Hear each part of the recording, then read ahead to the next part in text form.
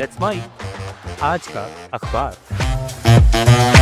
Let's mic आज का अखबार में हम बात करेंगे दुनिया के बड़े और जाने माने अखबारों के एडिटोरियल्स की।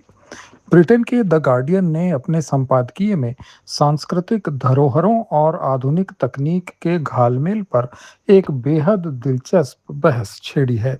इसका शीर्षक है digital museums and the death of authenticity. अखबार लिखता है कि इस दौर में जहां दुनिया भर के ऐतिहासिक सामानों और कलाकृतियों को 3D और वर्चुअल रियलिटी में बदलकर स्क्रीन पर दिखाया जा रहा है, वहाँ इंसानों की कला से वो असली और रूहानी रिश्ता टूट रहा है, जो किसी म्यूजियम में जाकर महसूस होता था। द गार्डियन का मानना है कि तकनीक बेशक कला को सहेजने का एक बेहतरीन जरिया हो सकती है, लेकिन ये कभी भी उस असली एहसास की जगह नहीं ले सकती जो सदियों पुरानी किसी पेंटिंग या मूर्ति के सामने खड़े होकर एक कला प्रेमी को होता है। इसलिए सरकारों को डिजिटल एग्जीबिशंस के साथ-साथ असली म्यूजियम्स की रौनक को बचाने के लिए भी विशेष बजट जारी करना चाहिए। अब रुख करते हैं अमेरिका का, जहां के प्रतिष्ठित अखबार न्यूयॉर्क टाइम्स ने आज के दौर में इंसानी रिश्तों और अकेलेपन के बढ़ते एक बहुत ही गंभीर सामाजिक संकट को अपने संपादकीय का विषय बनाया है। अपने इस editorial the loneliness epidemic in A hyper connected world में अखबार ने दलील दी है कि सोशल मीडिया और हाई स्पीड इंटरनेट के जरिए चौबीसों घंटे पूरी दुनिया से जुड़े रहने के बावजूद आज का इंसान इतिहास में सबसे ज्यादा अकेला महसूस कर रहा है। अखबार ने आगाह किया है कि अगर इस सामाजिक अकेलेपन को सिर्फ एक व्यक्तिगत समस्या मानकर छोड़ दिया गया, तो यह आने वाले समय में दुनिया भर के युवाओं के मानसिक स्वास्थ्य के लिए सबसे बड़ा खतरा साबित होने वाला है। वॉशिंगटन पोस्ट ने खेल जगत और उसके पीछे काम करने वाली कॉरपोरेट ताकतों पर एक काफी बेबाक एडिटोरियल लिखा है।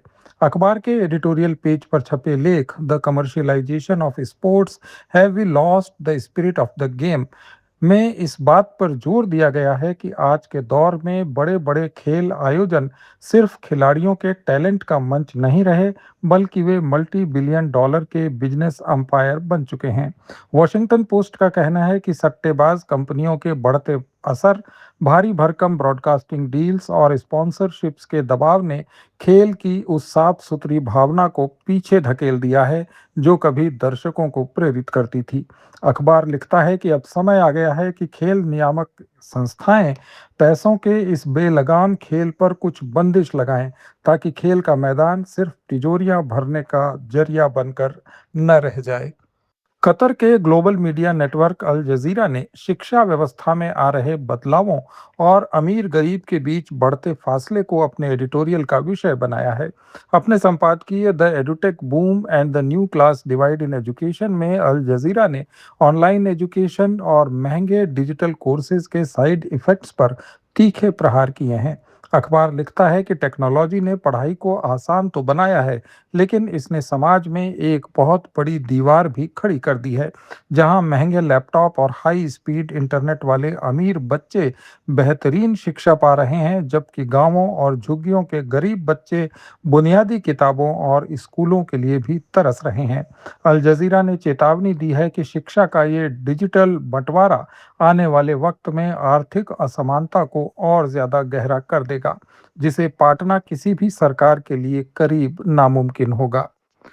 जापान के सबसे बड़े अखबार असाही शिंबुन के संपादकीय का शीर्षक है the architecture of wellbeing, why cities need more green space. अखबार ने लिखा है कि आधुनिक गगनचुंबी इमारतें इंसानों के रहने के लिए तो ठीक हो सकती हैं, लेकिन वे हमारे मानसिक और शारीरिक स्वास्थ्य के लिए अनुकूल नहीं हैं। असाही शिंबुन का कहना है कि पार्क, पेड़ पौधों और प्राकृतिक रोशनी की कमी के कारण शहरों में रहने वाले लोग तेजी से चिड़चिड़ेपन और लाइफस्टाइल से जुड़ी बीमारियों का शिकार हो रहे हैं। अब बात पाकिस्तान के डॉन की। अखबार ने देश में खत्म हो रही लोक कलाओं, संगीत की पारंपरिक विधाओं और थिएटर कल्चर पर गहरी चिंता जताई है। डॉन का मानना है कि इन कलाकारों के पास न तो अब कमाई का कोई जरिया बचा है और न ही नई पीढ़ी इन विधाओं को सीखने में रुचि ले रही है। अखबार ने सरकार से अपील की है कि वो इन लोक कलाकारों के लिए नियमित वजीफे की व्यवस्था करे। चीन के सरकारी अखबार पीपल्स डेली का संपादकीय बढ़ती उम्र के लोगों की लाइफस्टाइल और उनकी सोशल सिक्योरिटी के नए तौर तरीकों पर है।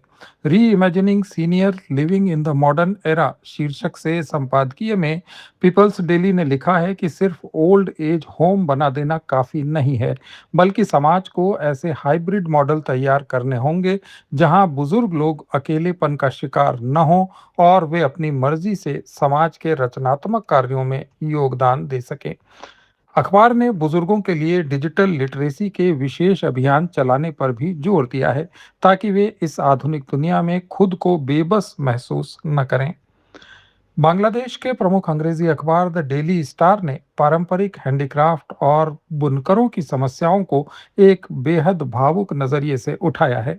अपने editorial the threads of survival the plight of our traditional weavers में अखबार लिखता है कि जामदानी और मलमल जैसी ऐतिहासिक कलाएं जो कभी बांग्लादेश का गौरव थीं, अब लुप्त होने के कगार पर हैं, क्योंकि नई पीढ़ी इस मेहनत वाले काम को छोड़कर शहरों की तरफ पलायन कर रही है।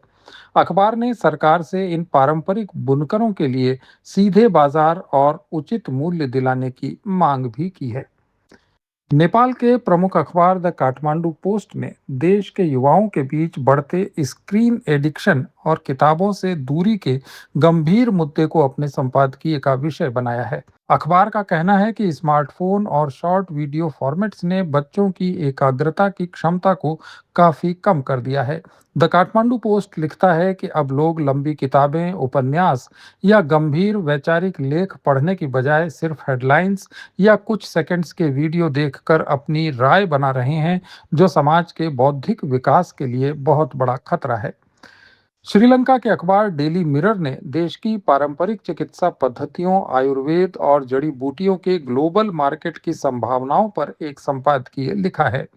इस संपादकीय the healing touch promoting traditional medicine on the global stage में अखबार लिखता है कि एलोपैथिक दवाइयों के साइड इफेक्ट से परेशान दुनिया अब प्राकृतिक और वैकल्पिक इलाज की तरफ काफी उम्मीद से देख रही है। डेली मिरर का मानना है कि श्रीलंका के पास आयुर्वेद और प्राकृतिक चिकित्सा का जो खजाना है, उसे अगर साइंटिफिक रिसर्च और मॉडर्न पैकेजिंग के साथ दुनिया के सामने पेश किया जाए, तो ये न केवल लोगों को सेहतमंद बनाएगा, बल्कि देश की अर्थव्यवस्था के लिए भी बड़ा सहारा साबित हो सकता है। अब फिर से चलें यूरोप।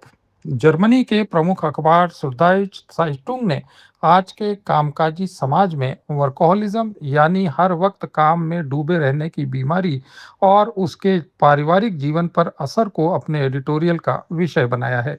अखबार ने अपने लेख the cult of business why we need to reinvent rest में लिखा है कि आधुनिक कॉरपोरेट कल्चर ने हर समय व्यस्त रहने को एक मेडल की तरह पेश करना शुरू कर दिया है, जिससे लोग अपनी छुट्टियों और आराम के समय को भी काम के ईमेल चेक करने में गंवा देते हैं।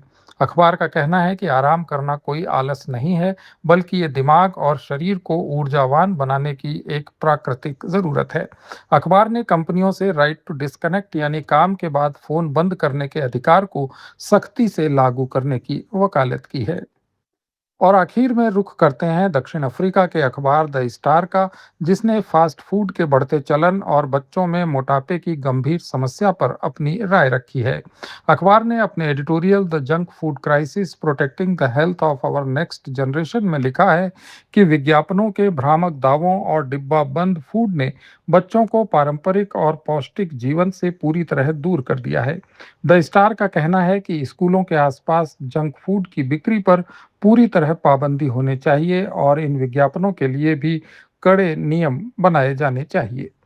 ये था दुनिया के बड़े अखबारों के एडिटोरियल पेजेस का विश्लेषण। हमारे इस डेली प्रोग्राम को रेडियो पर सुनने के लिए डाउनलोड करें लेट्स माइक ऐप।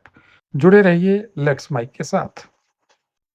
आप सुन रहे थे let's mike more than radio. Follow कीजिए हमें हमारे सोशल मीडिया प्लेटफॉर्म्स पर।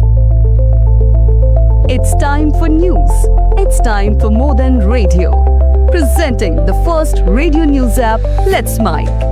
Let's Mike, a news-based app on your phone where you get to watch and listen news, talk shows, interviews, radio show podcasts.